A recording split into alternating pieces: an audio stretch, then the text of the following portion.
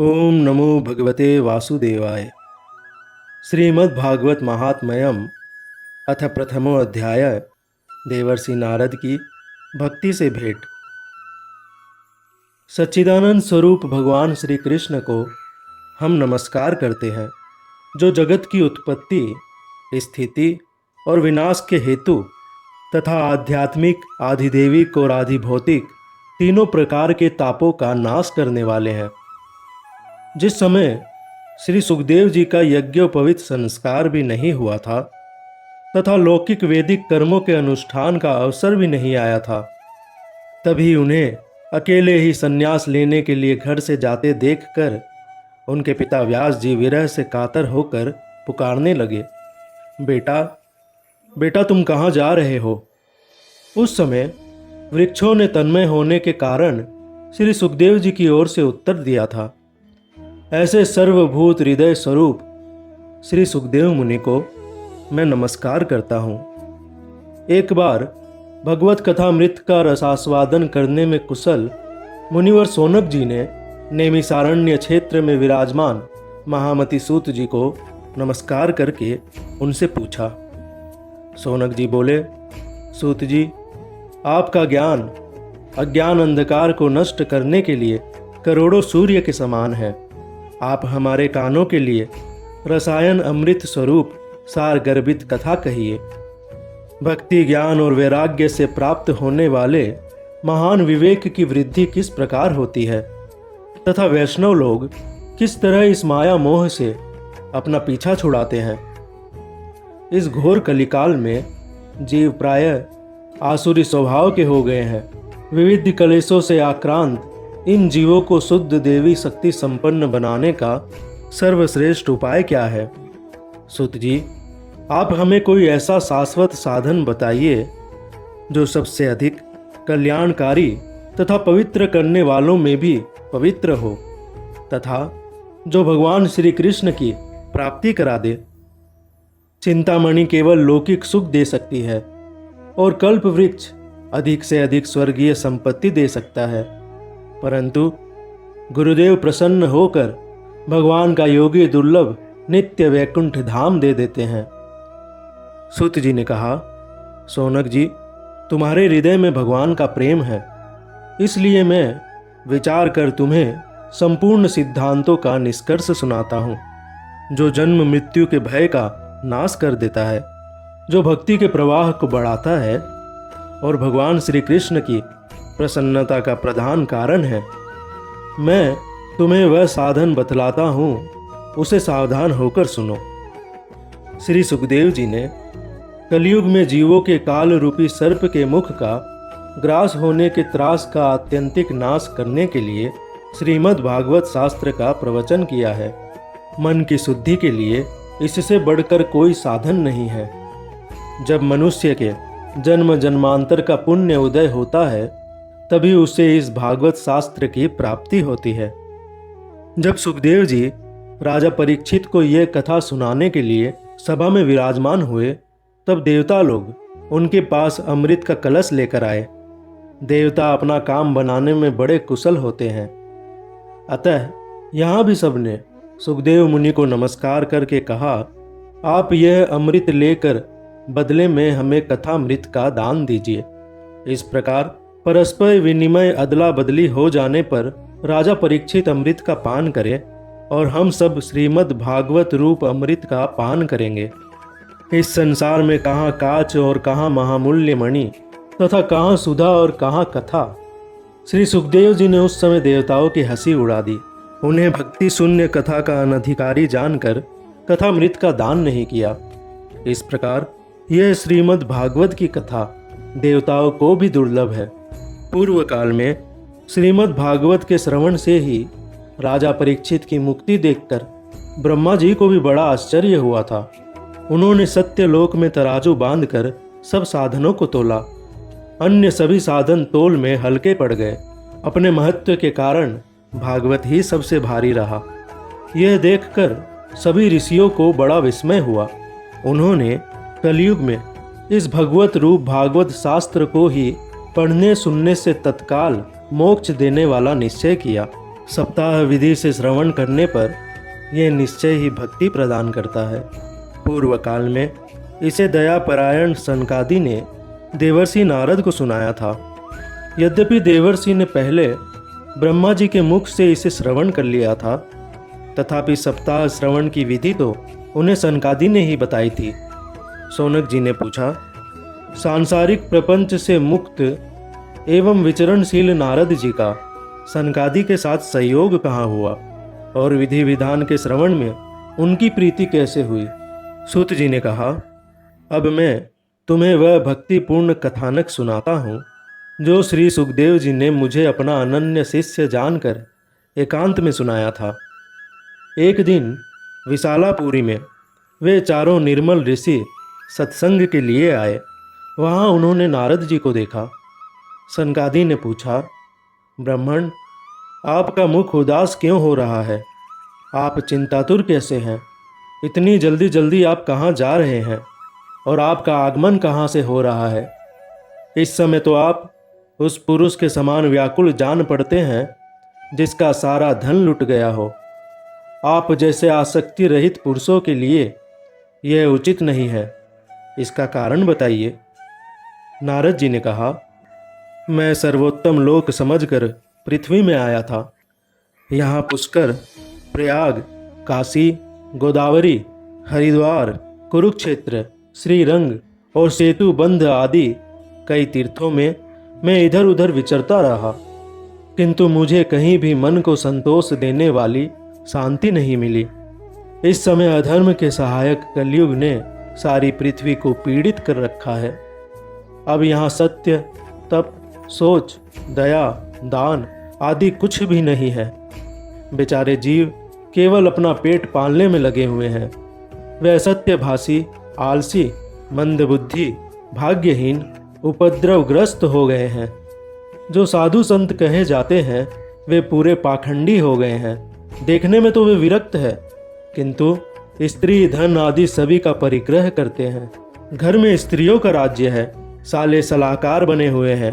लोभ से लोग कन्या विक्रय करते हैं और स्त्री पुरुषों में कलह मचा रहता है। महात्माओं के आश्रम, तीर्थ और नदियों पर यवनों का अधिकार हो गया है। उन दुष्टों ने बहुत से देवालय भी नष्ट कर दिए हैं। इस समय यहाँ न कोई योगी है, न सिद्ध है, न ज्ञानी है और न सत्कर्म करने वाला ही है। सारे साधन इस समय कलिरूप दावानल से जलकर भस्म हो गए हैं। इस कलयुग में सभी देशवासी बाजारों में अन्न बेचने लगे हैं। ब्राह्मण लोग पैसा लेकर वेद पढ़ाते हैं और स्त्रियां वैश्यावृत्ति से निर्वाह करने लगी हैं। इस तरह कलयुग के दोष देखता और पृथ्वी पर विचरता हुआ मैं यमुना जी के तट पर पहुंचा, जहां भगवान श्री कृष्ण की अनेकों लीलाएं हो चुकी है। मुनिवरों, सुनिए, वहां मैंने एक बड़ा आश्चर्य देखा। वहां एक युवती स्त्री खिन्न मन से बैठी थी। उसके पास दो वृद्ध पुरुष अचेत अवस्था में पड़े जोर जोर से सांस ले रहे थे। वह तरुणी उनकी सेवा करती, कभी उन्हें चेत कराने का प्रयत्न करती और कभी उनके आगे रोने लगती थी। वह अपने शरीर के रक्षक परमात्मा को दसों दिशाओं में देख रही थी। उसके चारों ओर सैकड़ों स्त्रियां उसे पंखा झल रही थी और बार बार समझाती जाती। दूर से यह सब चरित्र देखकर मैं कुतूहलवश उसके पास चला गया। मुझे देखकर वह युवती खड़ी हो गई और बड़ी व्याकुल होकर कहने लगी। युवती ने कहा, अजी महात्मा जी, क्षण भर ठहर जाइए और मेरी चिंता को भी नष्ट कर दीजिए। आपका दर्शन तो संसार के सभी पापों को सर्वथा नष्ट कर देने वाला है। आपके वचनों से मेरे दुख की भी बहुत कुछ शांति हो जाएगी। मनुष्य का जब बड़ा भाग्य होता है तभी आपके दर्शन हुआ करते हैं। नारद जी कहते हैं, तब मैंने उस स्त्री से पूछा, देवी तुम कौन हो? ये दोनों पुरुष तुम्हारे क्या होते हैं और तुम्हारे पास ये कमल नयनी देवियाँ कौन है? तुम हमें विस्तार से अपने दुख का कारण बताओ। युवती ने कहा, मेरा नाम भक्ति है। ये ज्ञान और वैराग्य नामक मेरे पुत्र है। समय के फेर से ही ये ऐसे जर्जर हो गए हैं। ये देवियाँ गंगा जी आदि नदियाँ हैं। यह सब मेरी सेवा करने के लिए ही आई है। इस प्रकार साक्षात देवियों के द्वारा सेवित होने पर भी मुझे सुख शांति नहीं है। तपोधन, अब ध्यान देकर मेरा वृत्तांत सुनिए। मेरी कथा वैसे तो प्रसिद्ध है, फिर भी उसे सुनकर आप मुझे शांति प्रदान करें। मैं द्रविड़ देश में उत्पन्न हुई, कर्नाटक में बढ़ी, कहीं कहीं महाराष्ट्र में सम्मानित हुई, किंतु गुजरात में मुझको बुढ़ापे ने आ घेरा। वहाँ घोर कलयुग के प्रभाव से पाखंडियों ने मुझे अंग भंग कर दिया। चिरकाल तक यह अवस्था रहने के कारण मैं अपने पुत्रों के साथ दुर्बल और निस्तेज हो गई। अब जब से मैं वृंदावन आई, तब से पुनः परम सुंदरी सुरूपवती नवयुवती हो गई हूँ। किंतु सामने पड़े हुए ये दोनों मेरे पुत्र थके मांदे दुखी हो रहे हैं। अब मैं ये स्थान छोड़कर अन्यत्र जाना चाहती हूँ। ये दोनों बूढ़े हो गए हैं, इसी दुख से मैं दुखी हूँ। मैं तरुणी क्यों और ये दोनों मेरे पुत्र बूढ़े क्यों? हम तीनों साथ साथ रहने वाले हैं, फिर यह विपरीतता क्यों? होना तो यह चाहिए कि माता बूढ़ी हो और पुत्र तरुण। इसी से मैं आश्चर्यचकित चित्त से अपनी इस अवस्था पर शोक करती रहती हूँ। आप परम बुद्धिमान एवं योग निधि है, इसका क्या कारण हो सकता है, बताइए। नारद जी ने कहा, साध्वी, मैं अपने हृदय में ज्ञान दृष्टि से तुम्हारे संपूर्ण दुख का कारण देखता हूँ। तुम्हें विषाद नहीं करना चाहिए। श्री हरि तुम्हारा कल्याण करेंगे। सूत जी कहते हैं, मुनिवर नारद जी ने एक क्षण में ही उसका कारण जानकर कहा। नारद जी ने कहा, देवी, सावधान होकर सुनो, यह दारुण कलयुग है। इसी से इस समय सदाचार, योग मार्ग और तप आदि सभी लुप्त हो गए हैं। लोग सठता और दुष्कर्म में लगकर अघासुर बन रहे हैं। संसार में जहाँ देखो वहीं सत्पुरुष दुख से मलान है और दुष्ट सुखी हो रहे हैं। इस समय जिस बुद्धिमान पुरुष का धैर्य बना रहे वही बड़ा ज्ञानी या पंडित है। पृथ्वी क्रमशः प्रतिवर्ष शेष जी के लिए भार रूप होती जा रही है। अब यह छूने योग्य तो क्या, देखने योग्य भी नहीं रह गई है और न इसमें कहीं मंगल ही दिखाई देता है। अब किसी को पुत्रों के साथ तुम्हारा दर्शन भी नहीं होता। विषयानुराग के कारण अंधे बने हुए जीवों से उपेक्षित होकर तुम जर्जर हो गई हो। वृंदावन के संयोग से तुम फिर नवीन तरुणी हो गई हो। अतः ये वृंदावन धाम धन्य है, जहाँ भक्ति सर्वत्र नित्य कर रही है। परंतु तुम्हारे इन दोनों पुत्रों का यहाँ कोई ग्राहक नहीं है, इसलिए इनका बुढ़ापा नहीं छूट रहा। यहाँ इनको कुछ आत्म सुख की प्राप्ति होने के कारण ये सोते से जान पड़ते हैं। भक्ति ने कहा, राजा परीक्षित ने इस पापी कलयुग को क्यों रहने दिया? इसके आते ही सब वस्तुओं का सार न जाने कहाँ चला गया। करुणामयी श्री हरि से भी यह अधर्म कैसे देखा जाता है? मुने, मेरा ये संदेह दूर कीजिए। आपके वचनों से मुझे बड़ी शांति मिली है। नारद जी ने कहा, बाले, यदि तुमने पूछा है तो प्रेम से सुनो। कल्याणी, मैं तुम्हें सब बताऊंगा और तुम्हारा दुख दूर हो जाएगा। जिस दिन भगवान श्री कृष्ण इस भूलोक को छोड़कर अपने परम धाम को पधारे, उसी दिन से यहाँ संपूर्ण साधनों में बाधा डालने वाला कलयुग आ गया। दिग्विजय के समय राजा परीक्षित की दृष्टि पड़ने पर कलयुग दीन के समान उनकी शरण में आया। भ्रमर के समान सारग्राही राजा ने यह निश्चय किया कि इसका वध मुझे नहीं करना चाहिए, क्योंकि जो फल तपस्या, योग एवं समाधि से भी नहीं मिलता, कलयुग में वही फल श्री हरि कीर्तन से ही भलीभांति मिल जाता है। इस प्रकार सारहीन होने पर भी उसे इस एक ही दृष्टि से सारयुक्त देखकर उन्होंने कलयुग में उत्पन्न होने वाले जीवों के सुख के लिए ही इसे रहने दिया था। इस समय लोगों के कुकर्म में प्रवृत्त होने के कारण सभी वस्तुओं का सार निकल गया है और पृथ्वी के सारे पदार्थ बीजहीन भूसी के समान हो गए हैं। ब्राह्मण केवल अन्न धन आदि के लोभवश घर घर एवं जन जन को भागवत की कथा सुनाने लगे हैं, इसलिए कथा का सार चला गया। तीर्थों में नाना प्रकार के अत्यंत घोर कर्म करने वाले नास्तिक और नारकी पुरुष भी रहने लगे हैं, इसलिए तीर्थों का भी प्रभाव जाता रहा। जिनका चित्त निरंतर काम, क्रोध, महान लोभ और तृष्णा से तपता रहता है, वे भी तपस्या का ढोंग करने लगे हैं, इसलिए तप का भी सार निकल गया। मन पर काबू न होने के कारण तथा लोभ, दंभ और पाखंड का आश्रय लेने के कारण एवं शास्त्र का अभ्यास न करने से ध्यान योग का फल मिट गया।